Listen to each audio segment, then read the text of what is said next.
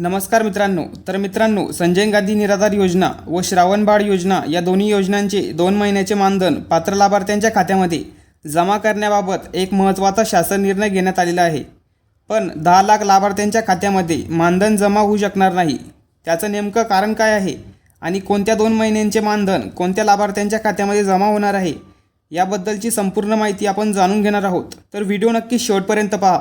चॅनलवरती जर नवीन असाल तर चॅनलला सबस्क्राइब करा। आपल्या चॅनलवरती अशाच महत्त्वपूर्ण योजनांचे माहितीचे व्हिडिओ येत असतात। तर मित्रांनो, संजय गांधी निराधार अनुदान योजना व श्रावण बाळ सेवा राज्य निवृत्तीवेतन योजना या दोन्ही योजनेतील लाभार्थ्यांना अर्थसहाय्याचे वितरण डीबीटी पोर्टलद्वारे करण्याबाबत महाराष्ट्र शासन सामाजिक न्याय व विशेष सहाय्य विभागाअंतर्गत 7 फेब्रुवारी 2025 रोजी हा महत्त्वपूर्ण शासन निर्णय घेण्यात आलेला आहे। तर या शासन निर्णयानुसार सामाजिक न्याय व विशेष सहाय्य विभागाअंतर्गत राज्य पुरस्कृत संजय गांधी निराधार अनुदान योजना व श्रावण बाळ सेवा राज्य निवृत्तीवेतन योजना या योजना आणि केंद्र पुरस्कृत इंदिरा गांधी राष्ट्रीय दिव्यांग निवृत्तीवेतन योजना, इंदिरा गांधी राष्ट्रीय विधवा निवृत्तीवेतन योजना व इंदिरा गांधी वृद्धपकाळ निवृत्तीवेतन योजना या योजना राबविण्यात येत आहेत। माहे डिसेंबर 2024 पासून सदर योजनेअंतर्गत पात्र लाभार्थ्यांना अर्थसहाय्याचे वितरण डीबीटी म्हणजेच डायरेक्ट बेनिफिट ट्रान्सफर पोर्टलमार्फत करण्यात येत आहे।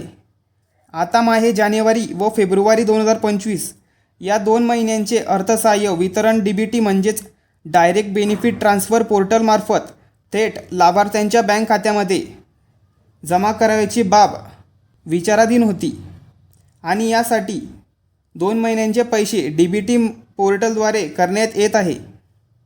तर एकूण संख्या 28/1/2025 पर्यंत संजय गांधी निराधार अनुदान योजना व श्रावण बाळ सेवा राज्य निवृत्तीवेतन योजना एकूण 29,77,250 इतकी आहे। यापैकी डीबीटी पोर्टलवर 19,74,085 एवढी संख्या आधार व्हॅलिडेट झालेली आहे।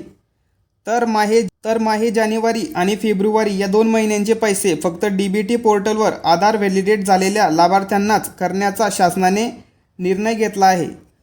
ज्यांचे डीबीटी ॲक्टिव्ह झालेले नाही किंवा आधार लिंक केलेले नाही त्यांच्या खात्यावर पैसे येणार नाहीत। यामध्ये संजय गांधी निराधार अनुदान योजनेतील लाभार्थ्यांची संख्या 9,35,297 आणि श्रावण बाळ निवृत्तीवेतन योजनेतील लाभार्थ्यांची संख्या 10,38,788 इतकी असून एकूण 19,74,085 एवढ्या लाभार्थ्यांचे जानेवारी आणि फेब्रुवारी या 2 महिन्यांचे अर्थसहाय्य डीबीटी पोर्टलद्वारे थेट त्यांच्या बँक खात्यामध्ये जमा करण्याकरिता 610 कोटी रुपये एवढ्या निधीची आवश्यकता आहे।